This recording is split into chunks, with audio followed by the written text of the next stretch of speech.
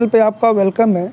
जो हम लोग की नीट की सीरीज चल रही थी, उसी में हम लोग आज न्यूमेरिकल पोर्शन को कर रहे हैं और ये आपका एटम एंड स्ट्रक्चर का क्वेश्चन है, एटॉमिक स्ट्रक्चर का क्वेश्चन है। आइए देखते हैं सीरीज का क्वेश्चन है। ओके, क्वेश्चन ये है, what is the wavelength of most energetic photon emitted in the बामर series of the hydrogen atom.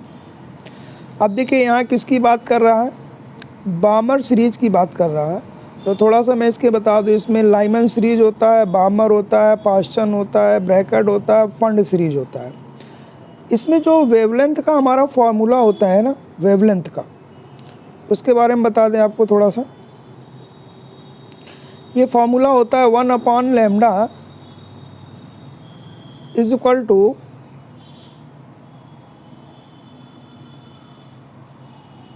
R Z square 1/N1 square minus 1/N2 square. ये क्या है फार्मूला? अगर कोई इलेक्ट्रॉन N1 ऑर्बिट से N2 orbit में transit करता है ना, तो जो एनर्जी निकलती है उससे एसोसिएटेड जो वेव होती है, उस वेव की वेवलेंथ लैम्डा होती है। आर यहाँ पे रेडवर्क कांस्टेंट होता है जिसकी वैल्यू 10⁻⁷ होती है, और Z तो एटॉमिक नंबर है। यहाँ ध्यान रखिएगा कि N2 ग्रेटर देन N1 होना चाहिए, है ना, N2, वरना ये नेगेटिव आ जाएगा लैम्डा, है ना। तो ये फार्मूला है।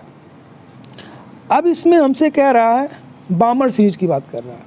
तो देखिए N1 की बात करें, N1 की बात करें तो N1 की वैल्यू लाइमन सीरीज़ के लिए 1 होती है, बामर के लिए 2, पास्टन के लिए 3, ब्रैकेट के लिए 4, फंड के लिए 5।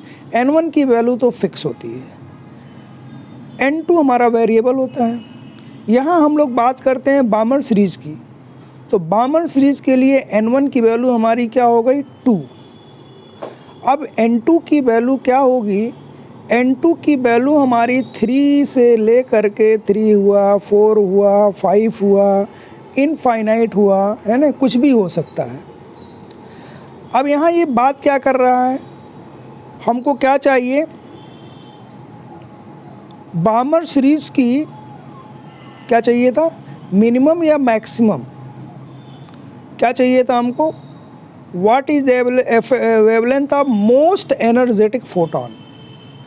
तो फोटोन की एनर्जी क्या हो, ज़्यादा, मोस्ट एनर्जेटिक। तो अगर एनर्जी ज़्यादा होनी चाहिए, इसका मतलब वेवलेंथ क्या होनी चाहिए, कम। देखिए एनर्जी ज़्यादा होने का मतलब E is equal to hc/λ, है ना। वैसे E ना कहें, यहाँ डेल्टा E कहें तो ज़्यादा अच्छा है, क्योंकि एनर्जी रिलीज हो रही है। तो डेल्टा E ज़्यादा होना चाहिए, इसका मतलब लैम्डा कम होना चाहिए। इसका मतलब वो लैम्डा मिनिमम जानना चाह रहा है, आपको लैम्डा मिनिमम निकालना है कि मिनिमम वेवलेंथ क्या होगा। क्लियर हो गई बात। अब आप देखो ज़रा इस फार्मूले को देखो, 1/λ 1/R1, ये वाला फार्मूला। तो देखो अगर N2 ज़्यादा होगा, मान लो N2 ज़्यादा है, ठीक, तो N2 स्क्वायर भी ज़्यादा होगा, ज़रा समझिएगा, N2 स्क्वायर भी ज़्यादा होगा, है ना। लेकिन 1/N2 स्क्वायर की अगर बात करें तो ये कम हो जाएगा, और 1/N2 स्क्वायर अगर कम हो गया तो 1/N1 square minus 1/N2 square क्या हो जाएगा, ज़्यादा हो जाएगा, है ना। ये चीज़ घटाई जा रही है ना, ये कम होगी तो ये पूरा ब्रैकेट क्या हो जाएगा, ज़्यादा हो जाएगा, और ये पूरा ब्रैकेट ज़्यादा हुआ, इसका मतलब 1/λ क्या होगा, ज़्यादा होगा। 1/λ ज़्यादा होने का मतलब लैम्डा क्या हो जाएगा, कम हो जाएगा। तो हमको लैम्डा क्या चाहिए था, मिनिमम। तो लैम्डा मिनिमम के लिए N2 क्या होना चाहिए, ज़्यादा। तो ये N2 हो क्या सकता है, 3, 4, 5 से इनफाइनाइट के बीच में। इसका मतलब N2 की वैल्यू हमें क्या रखनी पड़ेगी, इनफाइनाइट। तो जब N2 की वैल्यू इनफाइनाइट रखेंगे तो हमें क्या मिल जाएगा, लैम्डा मिनिमम बामर सीरीज़ का। और अगर n2 की वैल्यू हम 3 रख देंगे, है ना, मिनिमम कितना हो सकता है 3, तो हमको क्या मिलेगा, लैम्डा मैक्सिमम।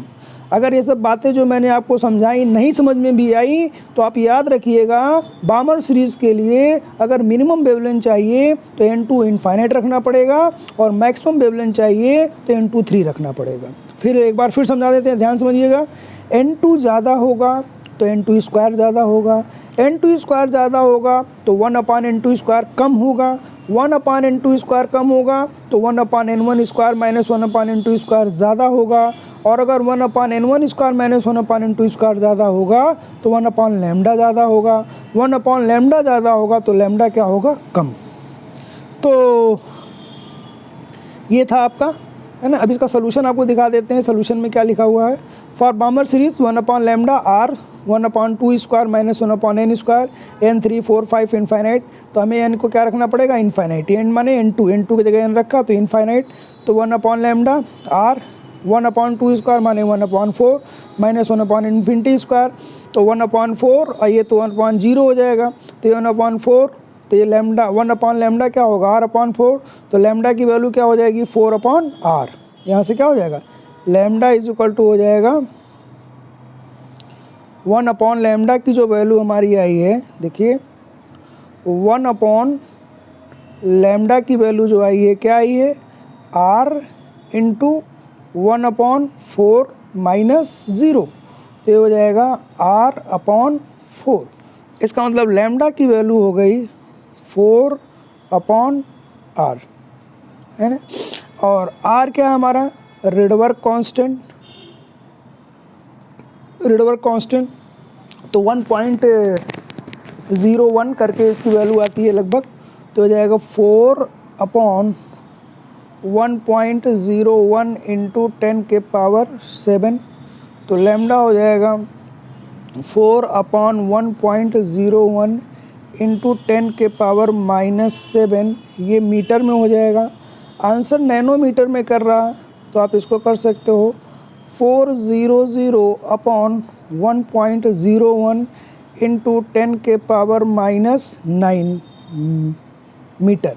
समझिएगा, ये 4 यहाँ 2 0 100 से यहाँ हमने गुणा कर दिया, अगर यहाँ 100 से मल्टीप्लाई करेंगे तो यहाँ 100 से डिवाइड करना पड़ेगा, तो 10 पावर -7/100, है ना, 10 पावर -7/100 कर देंगे तो ये 10 के पावर -7/10 के पावर -10 के पावर 2, तो हो जाएगा 10 के पावर -7 इंटू 10 के पावर -2, तो हो जाएगा 10 के पावर -9। और नैनोमीटर में 10 पावर -9 मीटर होता है, तो 1 नैनोमीटर 1 मीटर बराबर, nanometre equal to 10 power -9 metre, है ना। मतलब 1 नैनोमीटर बराबर 10 के पावर -9 मीटर। ये जो 10 के पावर -9 मीटर, इसको लैम्डा, इसको नैनोमीटर लिख सकते हैं। तो अप्रॉक्सीमेट में ये वैल्यू यही आ जाती है जो इन्होंने लिखा है 364.5, है ना। आर की वैल्यू बिल्कुल एग्जैक्ट लेने पे ये आ जाएगी 364.5 नैनोमीटर, तो इसका राइट आंसर हो जाएगा, है ना। तो मेन इसमें जो मैंने आपको समझाया था अभी, याद है आपको क्या समझाया था कि 1/λ is equal to r z square 1/n1 square minus n2 square से, है ना।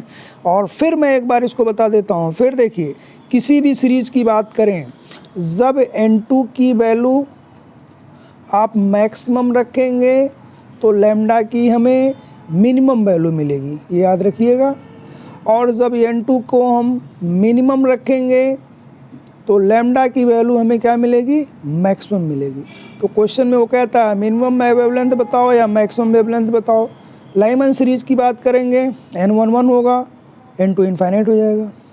बामर सीरीज़ की बात करेंगे n12 होगा, है ना। ऐसे जिस भी सीरीज़ की बात करेगा, Lyman, बामर, Paschen, bracket, fund. Clear हो गई होगी बात। Thank you.